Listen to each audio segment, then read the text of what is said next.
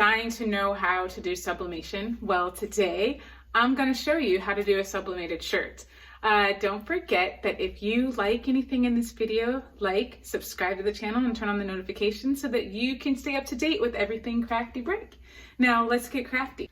So if you don't know exactly what sublimation is, it's the process of putting an image onto something and the ink from that image goes into and adheres to the fibers of that product. So it's a little bit different than vinyl because vinyl sits on top of the product. Like when you, when you've made a shirt or you're putting it on a glass, when you touch it, you can feel the vinyl on there. With sublimation, you can't feel anything. Like this shirt is sublimated. There's nothing to feel on there because the ink has gone into the fabric and it has become part of the fabric. So that's the difference. It doesn't wash out, it doesn't peel, it doesn't crack. So today I'm going to be showing you, I'm going to be using this raglan tee.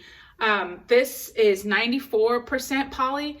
The thing with making sublimated shirts is that it only adheres to polyester fabric. It does not adhere to cotton. So if you've got a shirt that's only like 40% polyester and then the rest cotton, it's not going to adhere to that. It's going to wash out when you wash it. So the higher poly count, the better. So this one is 94% poly. I get this from EG Pro and I really, really like them because they feel very cotton-like even though they are polyester. It doesn't feel like sports shirts. So I really like these raglan tees.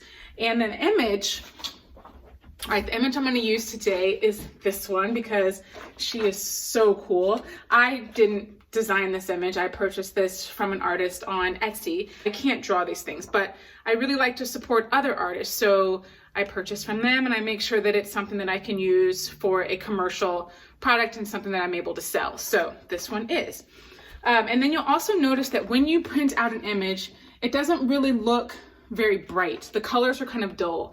That's totally normal. When you sublimate the image and use your heat press to make it, the colors brighten up. So it's it'll be perfect then. I use my Epson 15000 to print this image out. And let me show you how I get started. First, I use 11 by 17 paper to print this, but I cut it already so you can see this. But I don't like to put the image like this with these straight lines because then you'll get a box around your image when you press it. So what I like to do is I tear the edges of my image that I'm going to be using. And that makes it so that you don't have a completely straight line around your image and it doesn't look like there's a box. This will leave no marks when you press it. So I just tear around the image. Sometimes when the image is kind of big, it gets a little hard because it's close to the edges. So just try to be careful that you don't tear your picture. Let's see, almost done with this. It's just kind of close to the edge over here. And I don't want any of those little pieces to come off. Okay, it's all torn. You can see the edges. No straight edges. Okay, so with these raglan tees, sometimes the color on the sleeves bleeds a little bit, so I just like to protect the bottom of my press and the top of the press, so I put paper on the bottom. I never have to do that when I'm doing my regular t-shirts, but with these raglan tees, I do. So we're gonna set that there, and then we're also gonna get another piece, I'm doing a good job tearing there, to put on the inside. You put a piece of paper on the inside so that your image doesn't bleed through to the other side of your t-shirt. So you just want to protect the other side of your t-shirt. That's why you put this paper on the inside. All right, so that's good. All right, so we're laying this flat. Just if you wanted to know where I got this butcher paper, this is from Amazon, and also the roll that I use. Let me show you the roll. This is what keeps it stays underneath my desk, just so that it's really convenient to grab the paper.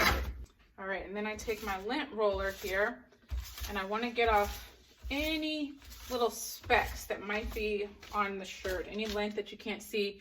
If you don't get those off, then they're going to turn blue. You'll have little blue spots on your shirt when you press it. So that's why I use the lint roller. All right, and I'm going to take my image here. Do you guys love my high class box here? I use this so that I can prevent spray over when I'm doing my spray. So I've got my image here. I'm gonna fold it in half so that I can find that center. All right, so I can see through the paper and I'm lining it up. And then some people will use heat tape. I prefer not to use heat tape when I'm doing t-shirts.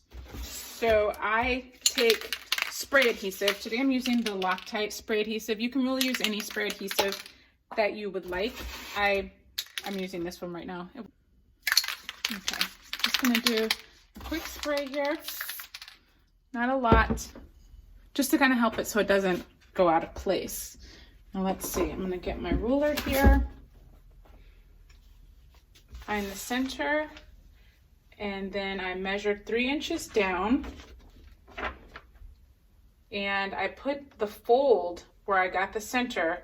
I line it up on the top and the bottom of the ruler.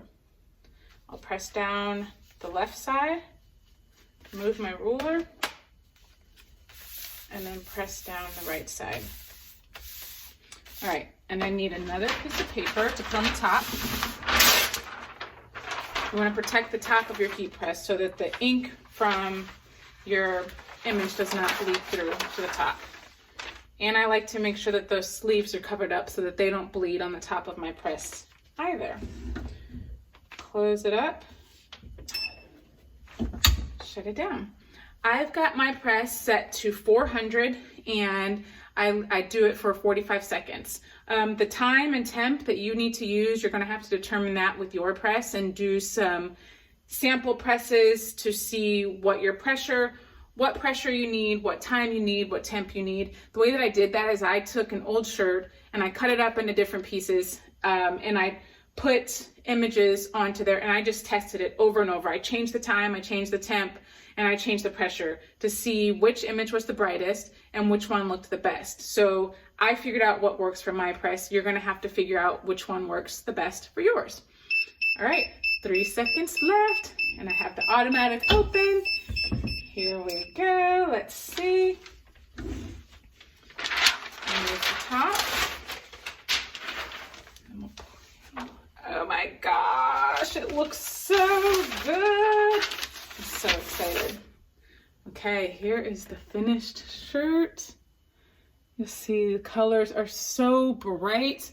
I used A-sub paper. Let me show you the paper package. Let me show you the paper. I used A-sub paper, the 125G, 11 by 17. I like that size because you can do the wider, larger shirts. So I like, when I'm doing t-shirts, I usually use the 11 by 17 paper. And that is why I also got the Epson 15,000, because it can print 13 by 17 size, as opposed to the other Epson, which also have the 2720 or just the regular size printers. They just print regular letter size paper.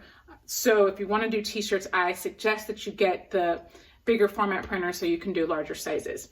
But this is how you do a sublimated shirt.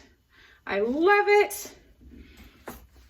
Remember that if you're interested in any other products that I design and I sell, they're in my shop, like this t-shirt here. You can go to thecraftybrick.com and check out all the things there. And also remember, if you liked this video, to like, subscribe, and turn on those notifications so that you can stay up to date with The Crafty Brick. And I hope that you enjoyed it, and I thank you for watching and coming by, and I will see you next time. Stay crafty, my friends.